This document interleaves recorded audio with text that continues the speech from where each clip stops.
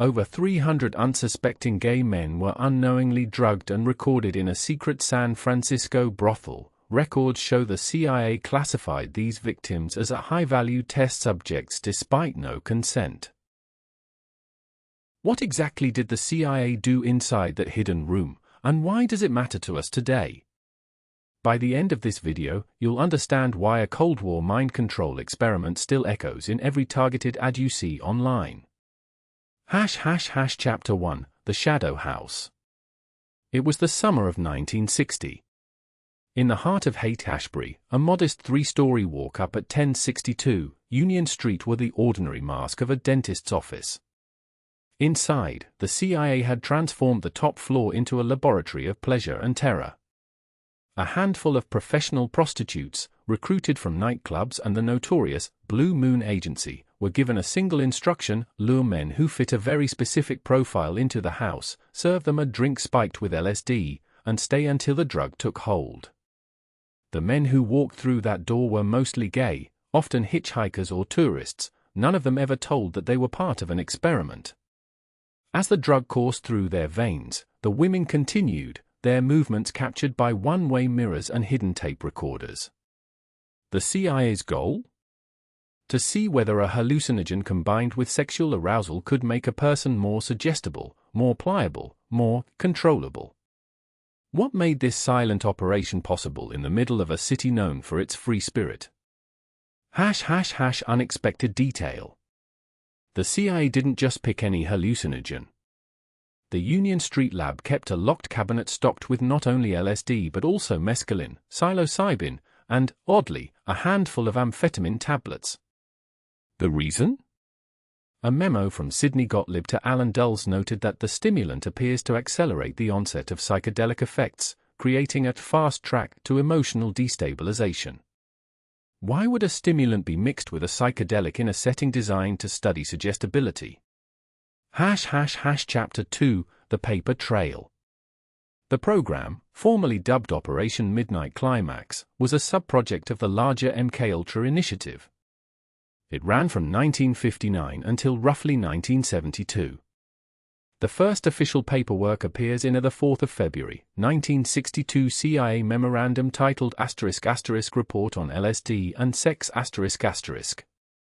In it, the author, identified only as C19, writes, **The combination of the drug with sexual stimulation appears to increase the subject's emotional and suggestible state, making the individual more amenable to future conditioning. Funding for the whole operation was funneled through a front called the ** Science and Technology Research Institute, STRI, ***. FOIA released ledgers show STRI transferred $24,567 to a shell corporation that paid rent on the Union Street property and purchased the psychoactive substances. The same ledgers list a separate line item for payroll for 5 field operatives, a euphemism later identified as the prostitutes. Legal documents later revealed the aftermath. In 1994, a class action suit, **Doe v. Central Intelligence Agency**, was filed on behalf of the men who'd been drugged.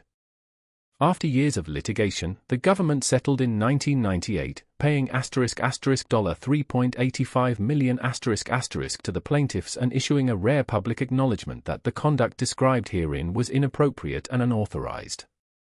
How did a secret program survive for over a decade without anyone noticing until the lawsuits? New evidence. What most people don't know is that the Union Street location was just one node in a network.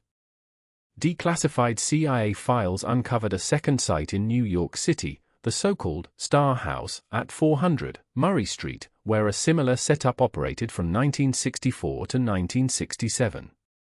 Even more startling, a 1968 internal audit, long buried until the 2000s, mentions a ** Washington Pilot ***, a covert room in a D.C. townhouse where the agency tested the same cocktail on a small group of government employees under the pretense of occupational health. If the CIA was willing to experiment on its own staff, what does that say about the boundaries they were ready to cross? Chapter 3: The Twist. All the pieces, psychedelic cocktails, one-way mirrors, a hidden safe house, might suggest a purely voyeuristic curiosity. But the twist lies in the legal framing. When the 1994 plaintiffs' attorneys presented their case, they didn't argue merely that the CIA violated privacy. They anchored their claim in the *** Nuremberg Code ***, specifically the clause that forbids non-consensual human experimentation. The court accepted that argument, labeling the entire operation a *** tort *** for unlawful intrusion, assault, and negligence. That decision turned a covert Cold War operation into a courtroom precedent that still resonates. It opened the door for later privacy suits against government surveillance programs, even those that never involved drugs. The question now is, how did the lessons from those 1960s experiments seep into the digital age? Everything changes. Fast forward to the 2010s. Tech giants began harvesting behavioral data, building detailed psychographic profiles to predict and influence people's choices. The same principle that Gottlieb chased, making a person more suggestible through tailored stimuli now happens through algorithms, not LSD. Companies test micro-targeted ads, adjusting color, wording, and timing to the millisecond, all while users remain unaware. If the CIA could inject a chemical to heighten suggestibility, are today's data-driven techniques a non-chemical evolution of the same experiment? Could the Union Street Lab be seen as the prototype for our modern attention economy? Final reveal. The answer lies in a single, declassified document discovered in 2023 to *** Behavioral Influence Protocol *** drafted by a former CIA analyst, dated 1971, that outlines how to apply the lessons learned from Midnight Climax to future psychological operations without the need for drugs.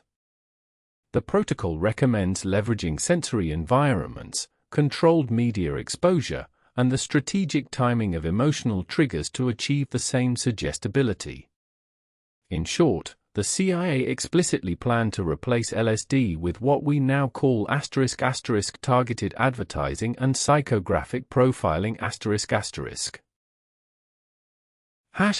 ***. What this means. First, the legal precedent set by the 1994 case shows that non-consensual manipulation, whether chemical or digital, can be prosecuted under existing human rights frameworks. Second, the continuity from a psychedelic brothel to an algorithmic feed suggests that the agency's obsession with mind control never really ended, it simply changed its tools. Third, the revelation that the CIA anticipated the shift to data-driven influence decades before the Internet forces us to ask, ***, are we still being tested, just with pixels instead of pills, ***.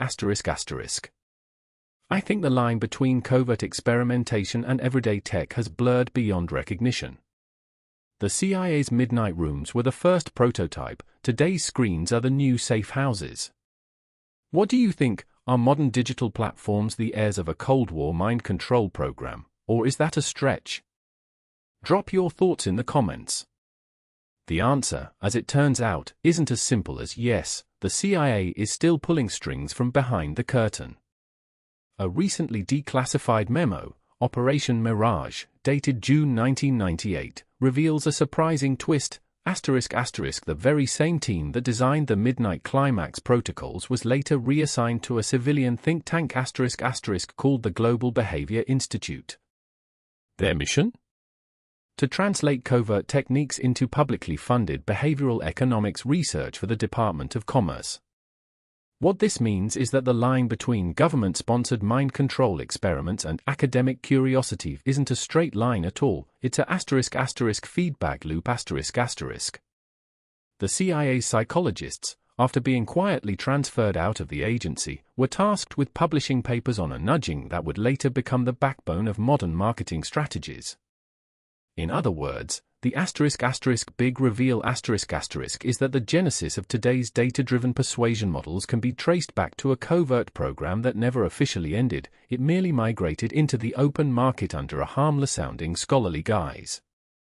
Alternative explanations abound. Some scholars argue that the correlation between Cold War psychops and contemporary digital manipulation is coincidental driven more by advances in neuroscience and big data analytics than by a direct handoff of secret techniques.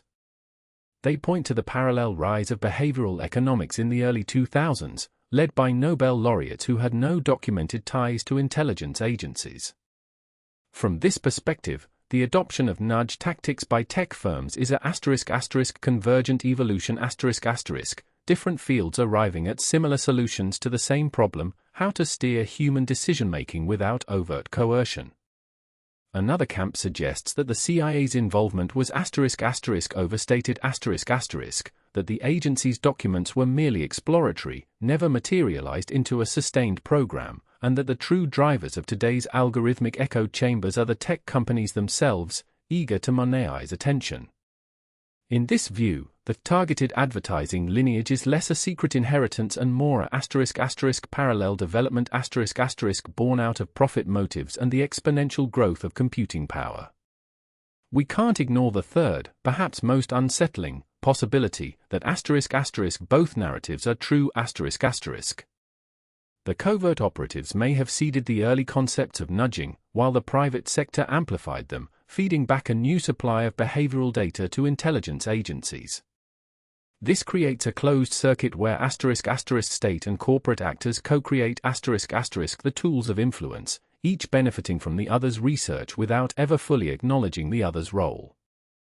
When we sift through the timeline, Midnight Climax in the 1960s, Operation Mirage Handoff in the 1990s, the rise of Facebook's emotional contagion study in 2014, and the recent congressional hearings on algorithmic bias, we see a pattern, a continuous thread of experimentation, refinement, and commercialization ***. The CIA never fully abandoned its fascination with the human psyche, it simply learned to wear a different mask. So where does that leave us? The stark final conclusion is this: the architecture of modern digital persuasion is built on foundations laid by both shadowy intelligence programs and open-source academic research. Whether we view this as a sinister legacy or a benign transfer of knowledge, the result is the same: our everyday choices are increasingly sculpted by forces that originated in a secretive, drug-laden basement in the 1960s. The lingering question, then, isn't just about accountability, it's about agency. If the tools that shape our thoughts are born of clandestine agendas, can we ever truly reclaim autonomy over our own minds?